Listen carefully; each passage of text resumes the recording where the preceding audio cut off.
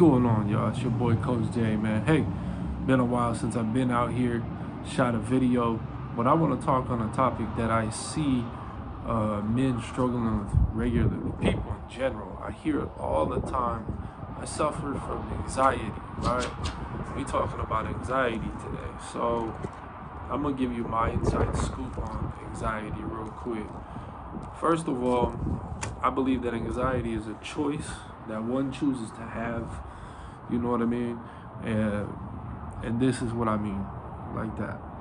You get to choose whether you put on 5 pounds on the bench, right? Or you put 10 pounds on the bench. Or you put no weight because you're constantly afraid of putting on that weight because you might fail. So, with that being said, it's a choice to be afraid. It's a choice. Like, let me read the definition to you real quick. Anxiety is a feeling of fear, dread, and uneasiness. So, let me get this straight. You have social anxiety, for example. You don't want to go into no public place, be around people or whatever, because it causes you to be all heightened and whatnot, right?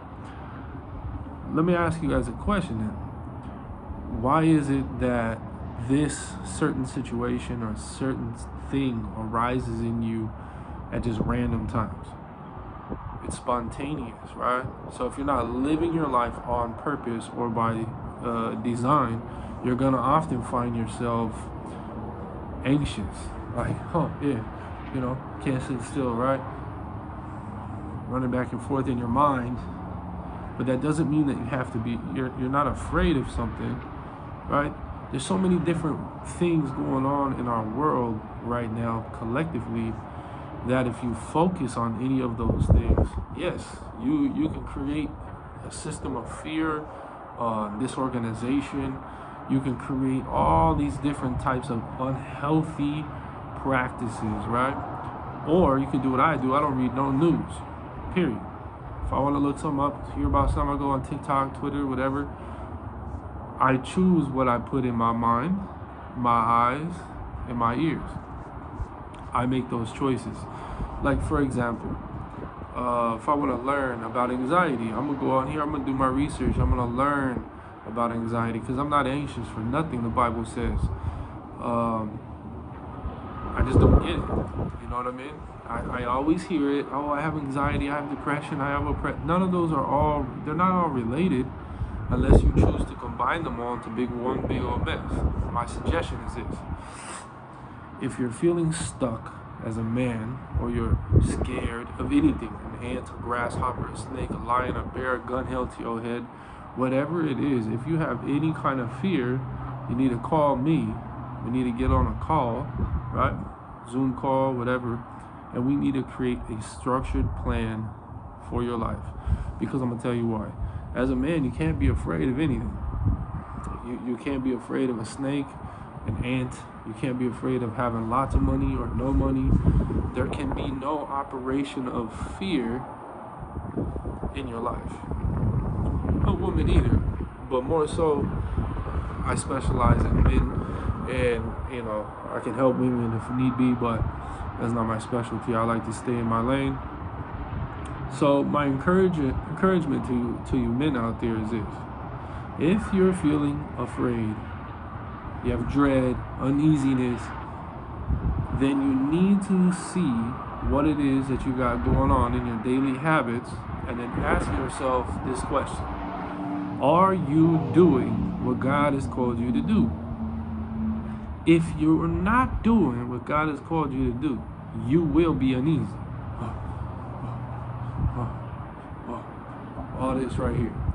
If you're not doing the right thing, you about to go steal, you about to run up on somebody, spray somebody, whatever, you're gonna feel that rapid heartbeat, that sweat. That's not what you're supposed to be doing. How about instead of saying, oh, I got anxiety, I'm afraid, blah, blah, what if you were to look at it differently and say, maybe I'm not supposed to be doing this. That's why I feel this in my gut. Instead of it being a bad thing, let's reframe our mind to say, oh, maybe that's not what I'm supposed to be doing right now. And then we go back to the drawing board and figure it out. You always got to go back to the pen and pad, man, and figure out, is what you're doing working, number one. Number two, are you doing what you're supposed to be doing? If you don't have no plan, no direction, you ain't doing what you need to do. You know, if you're stuck in a system and you think you got to go to college to get a job, to make money, to take care of a family, if you're stuck in any of these areas, then that's what you need to go fix. You call somebody like me, somebody on my team, and we sit down with you, or we get on a Zoom call and we work through these little obstacles. Okay? Later on this week, every Tuesday I'm gonna make a drop. Every Thursday I'm gonna make a drop. This Thursday I'm gonna talk about depression and oppression, kind of how they all kind of collectively go together right now, the way that things are being designed. So I just really want you guys to live on purpose, number one. Number two, figure out if what you're doing is actually what you're supposed to be doing. And number three, reframe your mind as to looking at it as a negative. Look at it as, am I doing what I'm supposed to be doing? Don't give in to that, it's a genetic thing. That's lies, okay? Because God made everything perfect and man screwed it up. So they're going to continue to diagnose pills and do all this kind of stuff. It's all guess, all right? I'm not going to tell you or quote anything to you number-wise and all that kind of, I ain't got time for that. This is what we need to do. We need to create a change in you. So how are we going to do that? We're going to take your mind and we're going to erase all the negativity, all the lies, all the BS, cut it all out, and come back with a solution to make sure that you're actually living your life on purpose with that perfect design. And from there, you're going to see that, oh, maybe my body or my mind or my spirit was warning me not to go down that alleyway, not to get in that car with the homie, not to smoke that blunt, not to drink that liquor, not to sleep with that girl, whatever it is. If that's not what you're supposed to be doing, it's not what you're supposed to be doing. Remember that. Step 3, reframe your mindset. All right? It's your boy, Coach J, man. Hope you guys have a blessed day. Keep God first in all you do. And make sure that you are living on purpose. All right? Peace. See y'all Thursday.